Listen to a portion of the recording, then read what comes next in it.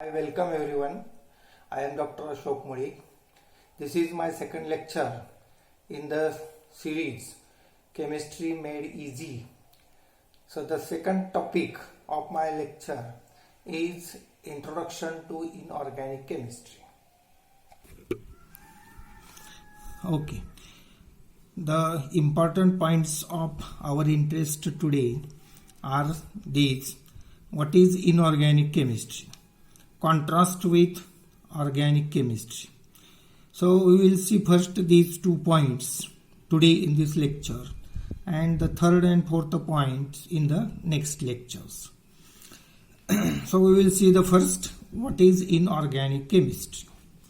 So we know that the periodic table contains or shows variety of elements which are present on the earth. So out of these, the carbon is one of them. So if we consider the chemistry of carbon, it is specially called organic chemistry. In this organic chemistry, we can found naturally the compounds which are called hydrocarbons. These are specially made up of carbon atoms having in the chain or backbone of the compounds. The molecular formula of such hydrocarbons is CnH2n plus 2.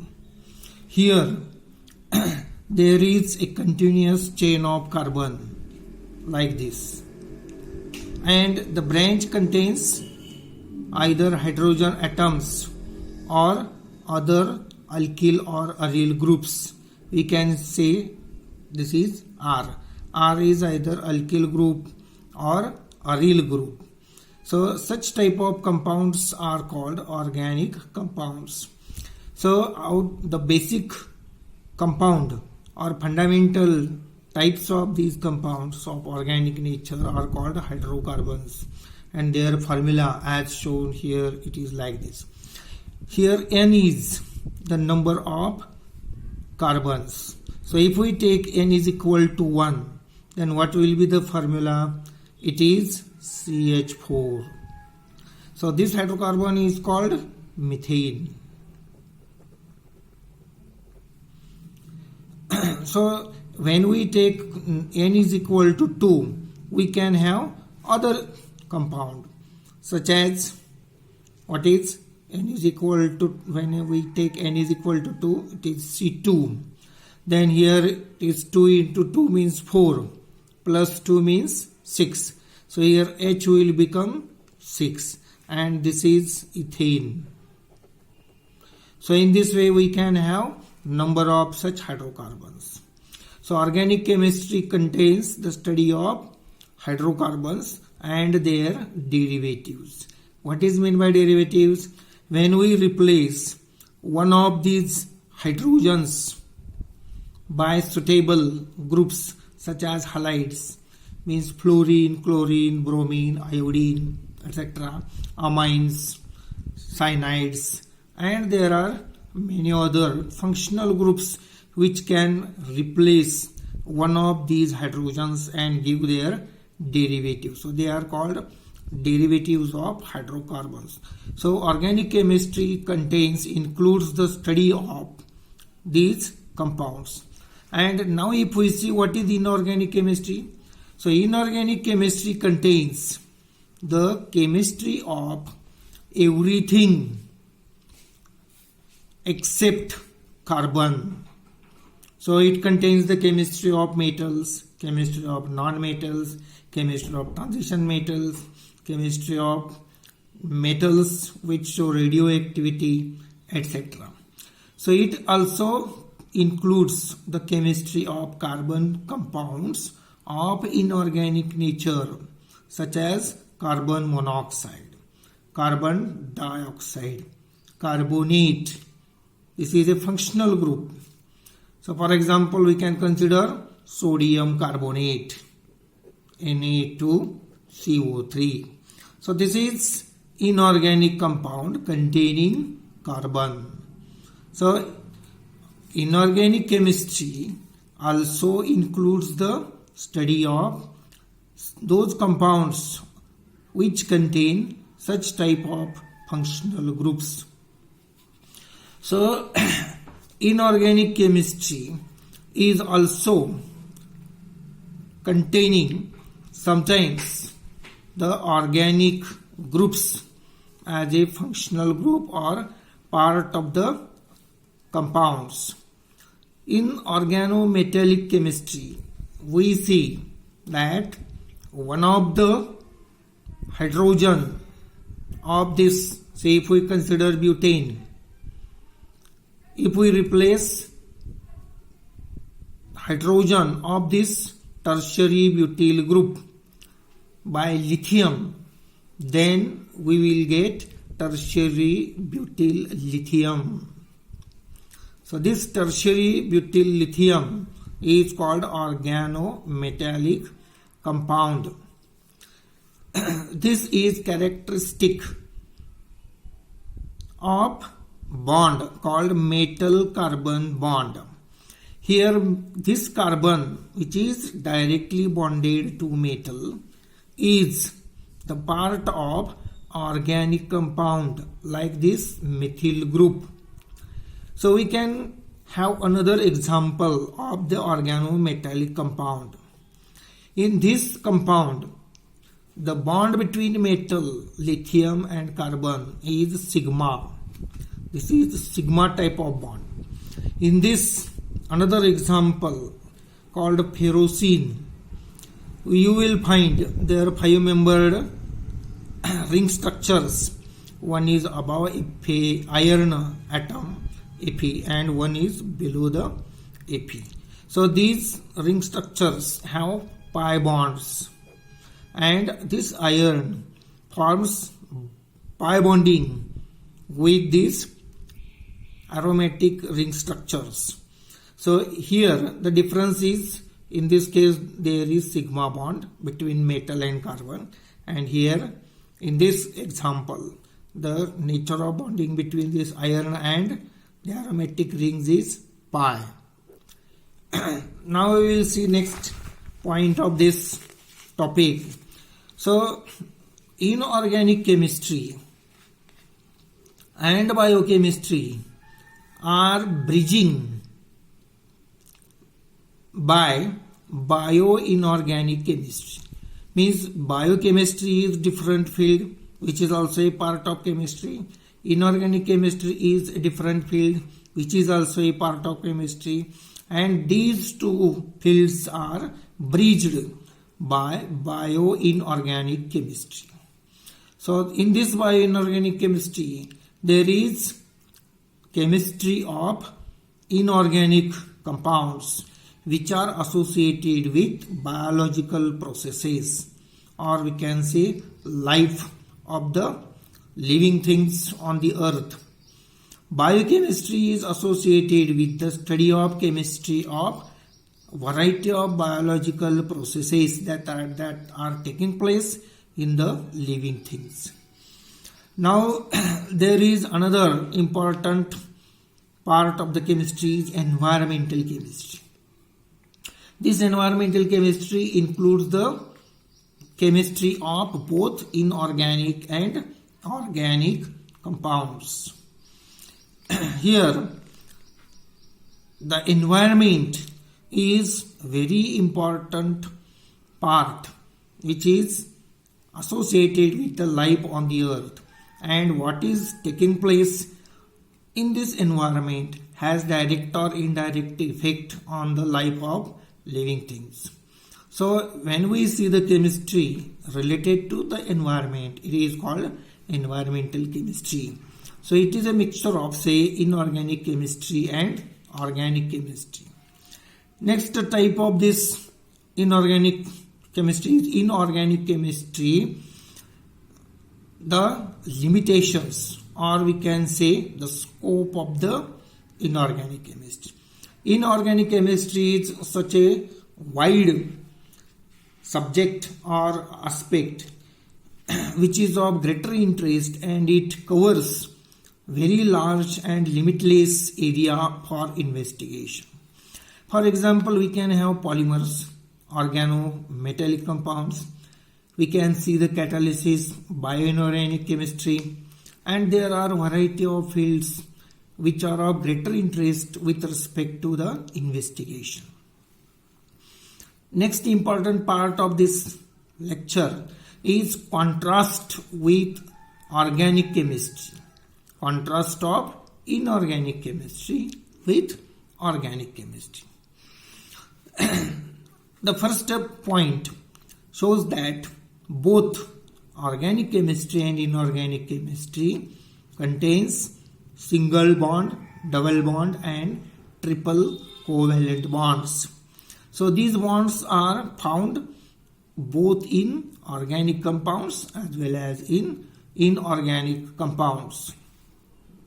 We can distinguish the inorganic compounds and organic compounds in this way. The first point of distinction is this. Inorganic compounds includes the direct metal-metal bonds. When we consider metals, then there are small fine metal atoms which are bound together with the electrostatic force of attraction called a metallic bond. So such type of bonding is present inside the metals. We can find also metal carbon bonds in inorganic chemistry or inorganic compounds. Organic compounds show only the carbon-carbon bonds, and these bonds are also showing the linkage with hydrogen atoms as shown here. You will see here the carbon atom is bonded directly with another carbon atom, and each carbon atom is further bonded to 3 hydrogen atoms like this. So this is the example of ethane. So here in organic compounds you will find the formation of single bond between carbon-carbon, double bond, triple bond. So in such multiple bonding, the initial bond is always sigma bond and the additional bonds are pi bonds.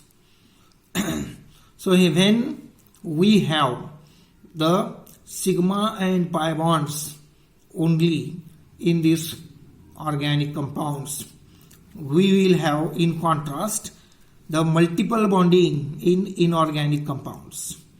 So we can have the multiple bonding containing sigma bond plus 2 pi bonds plus 1 delta bond. It is shown here like this: 1 sigma bond plus 2 pi bonds plus 1 delta bond. So we can see the formation of sigma bond, pi bonds and delta bonds in details in next topics. So for the contrasting explanation only, we will explain the nature of this delta bond. So delta bond arises in inorganic compounds due to the presence of d orbitals in metals. So these metals which are having 3d orbitals, 4d orbitals, 5d orbitals can show the formation of such delta type of bonding. So because of such delta bonding, the multiplicity of bonding in metals is more than that is observed in organic compounds. The next point of difference is hydrogen bonded in inorganic compounds is either in the form of bridging or is in the form of terminal bonds.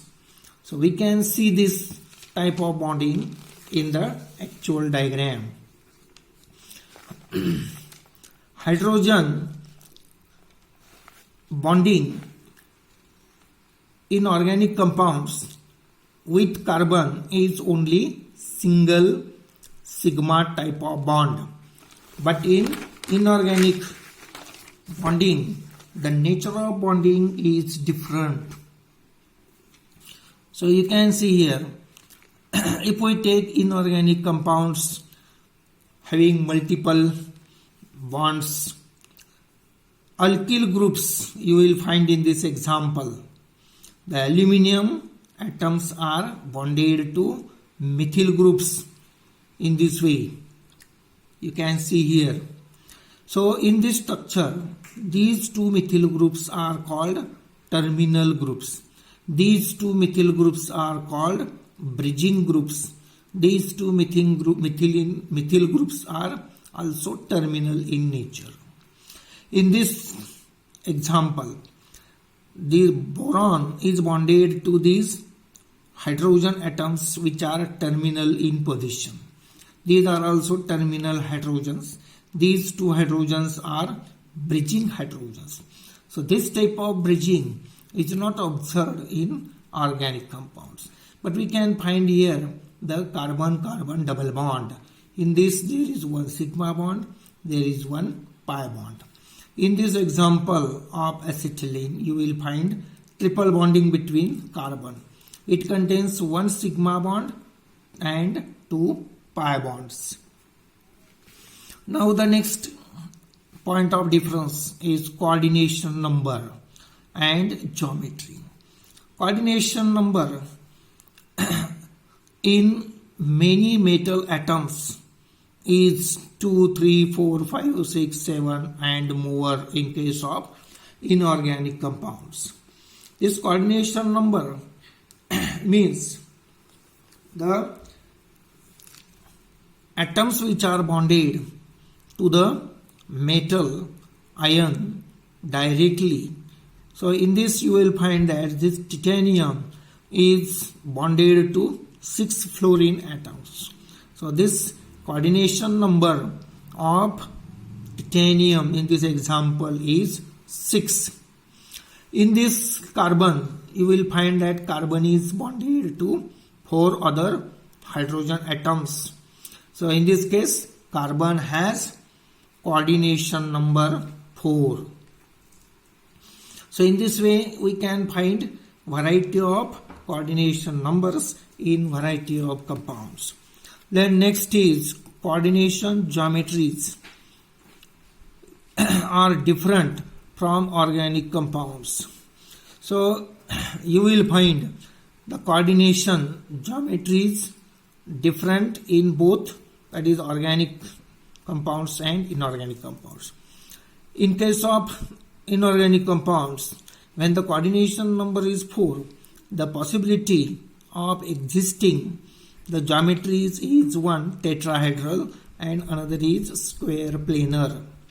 So we can have this example of P4, that is tetrahedral structure. This is a tetrahedron. And this is square planar structure, that is XCF4. We can have also another examples of this type. So in inorganic compounds, the aromatic ring structures are having pi bonds. They can provide pi bonding for bonding with metals. So we can have number of such organometallic compounds which are having the variety of such type of bonding, and geometries are also of different and of greater interest. So that can be studied in detail in organometallic compounds. So let us, we will stop our discussion here, and thank you very much for patient listening.